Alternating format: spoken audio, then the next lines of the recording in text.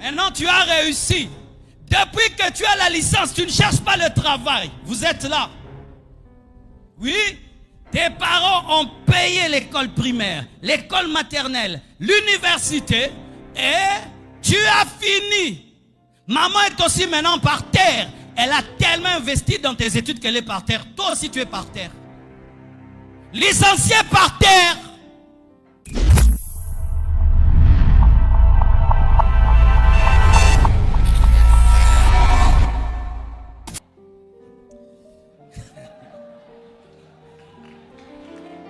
Je veux vous démontrer cela. Tu prends un jeune garçon de 30 ans qui est chez papa. Un autre de 30 ans qui habite son ghetto. Je vous dis, celui qui est dans le ghetto va réussir plus vite. Tu sais pourquoi? Celui qui est chez papa. Papa, lele. Papa, yaourt, yaourt.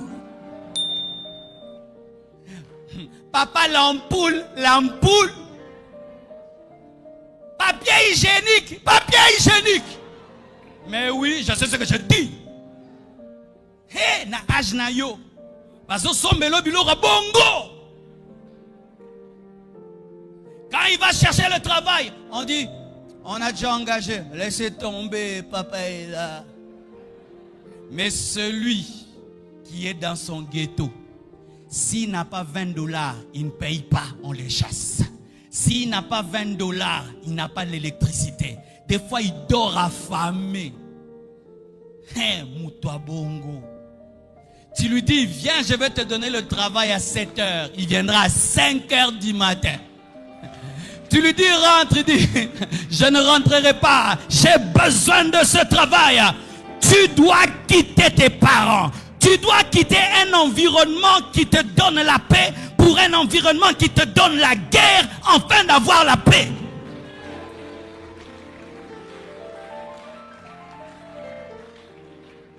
Si tu restes dans la barque appelée la maison de tes parents, tu ne vivras pas une nouvelle saison. Va dans un ghetto où on appelle entrée couchée. Oui, va dans ton entrée couchée. Mais c'est chez toi. Étant donné que tu as la pression du loyer, la pression de l'eau, la pression de l'électricité, tu ne peux pas jouer avec l'argent. Tu ne vas pas t'engager avec une fille rapidement. Pour qu'on ait un bon loyer. Donne la main que je te parle.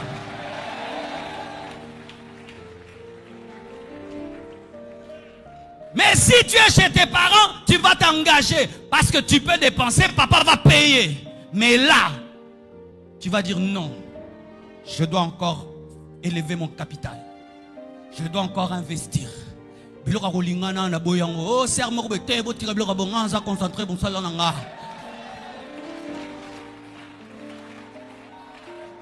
ce que je te prêche, moi je l'ai fait. À 24 ans, j'ai quitté mes parents. Je suis allé habiter dans ma maison de 3 chambres à Mbinza. Payant $200. Quelle concentration. Des fois, je ne mangeais pas seulement pour payer le loyer. J'étais devenu un grand restaurateur de chaises. Donc si je viens chez vous, il y a une chaise abîmée, je vous la demande. Vous pensez qu'elle est abîmée, mais moi je la regarde dans la vision de la restauration. Demandez à Maman Blanche, j'avais un beau salon, mais toutes mes chaises avaient une histoire. Elles étaient les chaises de quelqu'un avant moi. Mais moi je les restaurais, je les réparais.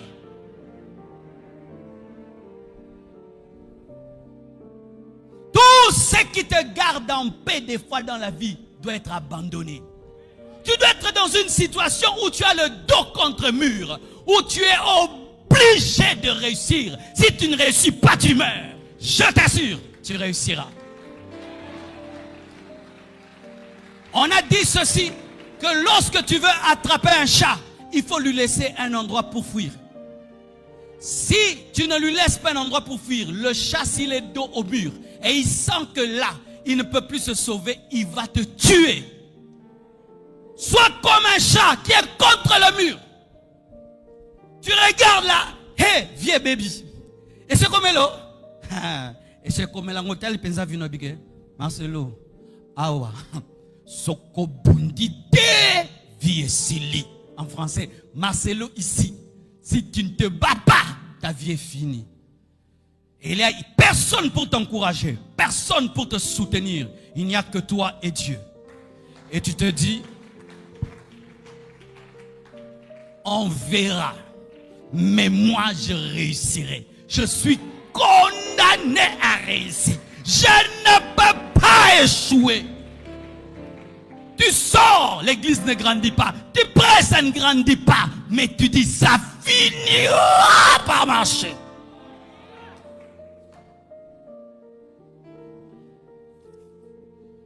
Je veux montrer quelque chose en fini. J'ai besoin de 2 frères de la chorale. Dis à ton voisin, tu es obligé de réussir. Dis-lui bien. Dis-lui bien.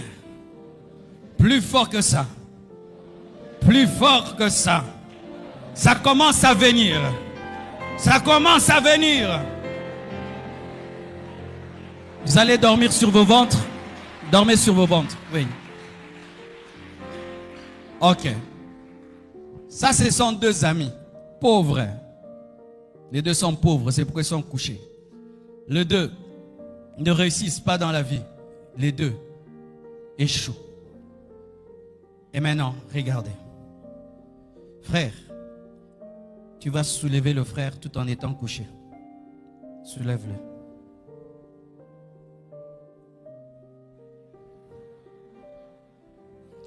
S'il fait ça pendant 5 ans, ça va changer.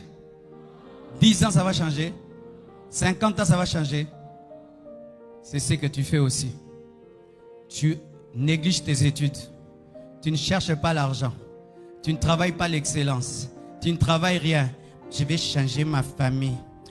Cette église, nous allons la construire. Nous construirons ces pays. Nous allons les changer. C'est ce que tu fais. Quelqu'un qui est couché ne relève pas l'autre. Il faut te tenir debout pour que l'autre puisse être relevé par ta force. Un pauvre n'aide pas un pauvre. Un malade n'est pas un malade. Il faut que tu sois riche pour aider le pauvre. Tu fais des orphelinats, tu construis des choses, mais tu dois réussir. Un homme par terre n'aide pas un homme par terre. Aujourd'hui, au nom de la sainteté, les chrétiens négligent de réussir dans la vie. Mais à la fois, ils disent qu'ils vont soutenir l'œuvre de Dieu. Tu vas nous soutenir comment? Tu vas construire l'église comment? Tu veux. Mais tu n'as pas. Tu vas aider ta famille comment? Tu vas aider tes amis comment? Si vous ne savez pas, en négligeant vos vies, vous négligez la vie des autres. En négligeant ta vie, tu négliges la vie de ta famille, de ton église et de ton pays. La vie de tes enfants. Combien des enfants aujourd'hui souffrent parce que leurs parents étaient négligents? Papa, il a l'argent, il n'a pas géré. Et il est par terre. Les enfants ne vont pas à l'école. La faute. Il est par terre, mais il veut que les enfants étudient. Comment les enfants vont étudier? Tu as perdu ton travail. Comment les enfants vont étudier? Tu es paresseux. Comment les enfants vont étudier? Tu es peureux. Comment ils vont étudier? Vous deux maintenant, asseyez-vous.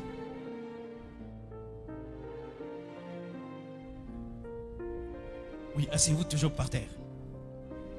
Et voilà maintenant, certains, les parents les ont aidés.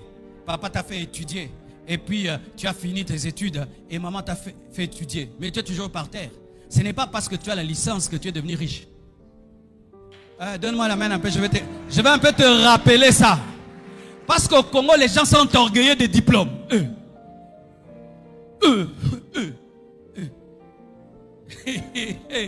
Le diplôme paye les loyers. Hein?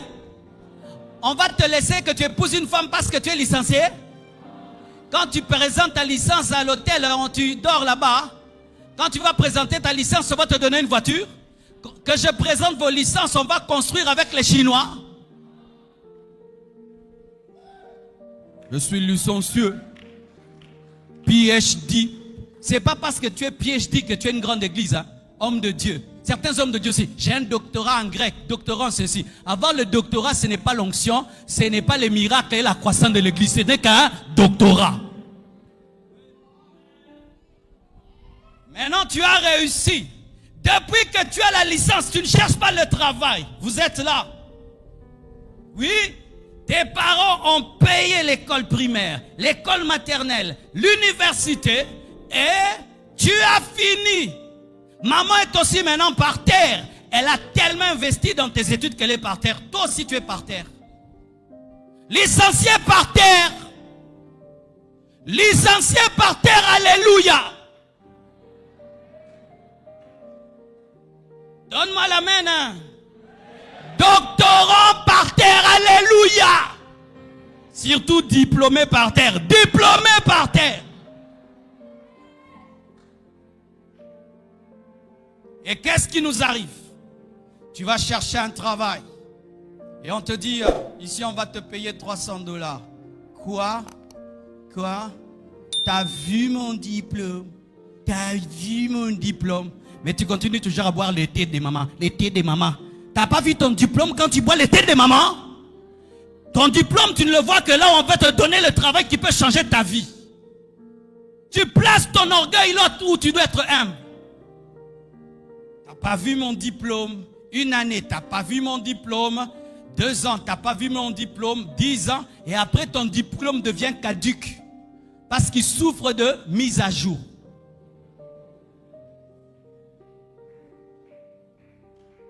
Et maintenant, il devient humble. Et puis, il décide d'accepter même ce travail de $300 et dire, je veux bien faire ce travail. On va me remarquer et progressivement, je deviens grand. Il accepte de s'humilier. Lève-toi. Regardez. Vous avez vu? Quand seulement je lui dis, lève-toi, il a changé de position. Comment tu dis que tu veux changer, mais on ne voit aucun changement chez toi? Tu parles toujours de la même manière. Tu agis de la même manière. Tu as toujours les mêmes habitudes. Tu as toujours le même caractère. Tu as toujours les mêmes réponses. Tu ne vas pas changer. Lorsqu'un homme veut changer, du coup, il se prépare à faire des choses nouvelles. Pourquoi? Il prépare d'être debout. Et quand tu veux être debout, les mains changent de position. Tiens-toi debout maintenant. N'est-ce pas que ce frère est moins lourd que l'autre, n'est-ce pas? Et ce frère peut taper celui-ci, n'est-ce pas? Mais, lui étant donné qu'il est debout, il peut même transporter quelqu'un qui est plus lourd que lui. Si tu réussis, tu vas aider ton frère, ta soeur, ton père, ta mère, ton quartier. Tiens-le debout. Tiens-le maintenant debout. Ainsi, tu peux soulever les problèmes de ta famille. Soulever les problèmes de ton pays. Réussis et tu me feras réussir. Prospère et tu me feras prospérer. Dieu dit à Abraham, je ferai de toi une source de bénédiction. Que Dieu te donne d'être la fierté de tes parents, la fierté de ton pasteur, la fierté de ta famille, la fierté de ta nation. Que Dieu au travers de toi fasse étudier les autres, qu'il puisse donner des loyers aux autres, des logements aux autres. Qu'au travers de toi, tu puisses inspirer toute une génération. Donne-moi un amen.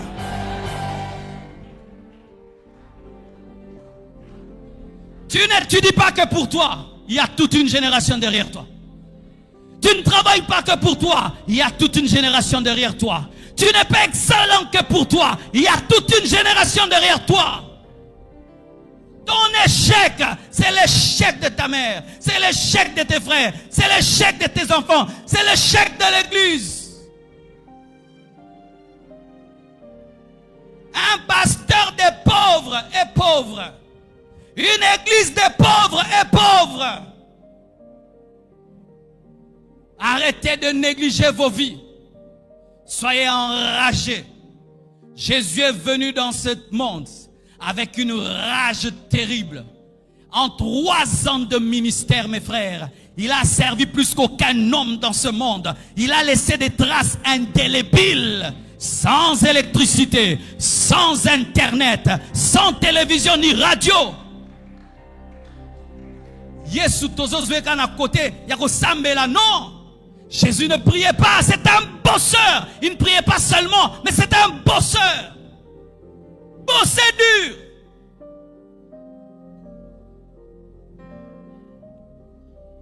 Et je t'assure, quand tu réussis dans ta vie et tu fais la joie de tes parents, c'est un bonheur. Si ça ne t'est pas encore arrivé, mon frère, c'est parmi les grands bonheurs de la vie. ou la mère qui t'a engendré, le père qui t'a engendré, un jour, tu lui donnes la joie. Tu lui dis, repose-toi. Moi, je vais travailler pour toi. Repose-toi. Je m'occupe de toi comme tu t'es occupé de moi. Quand il va te dire, mon fils, que Dieu te bénisse. Même si un sorcier, ça ne marchera pas. Même si un sorcier, ça ne marchera pas. Quand tu commences à négliger tes études, vois le Congo. Quand tu commences à négliger ta vie, vois ta famille, tes frères et sœurs. Vois tes enfants et les enfants qui sont en toi. Vois-les et relève-toi et dis, je suis un patriarche. Je ne peux pas négliger. Abraham, le patriarche, est né comme tous les autres. Mais son succès, sa foi, a fait de lui le père de la foi. Toi aussi, tu es un patriarche. Patriarche, prends soin de toi. Il y a toute une génération qui va lire ton histoire et qui va dire, si lui l'a fait, nous le ferons aussi. Que Dieu vous bénisse.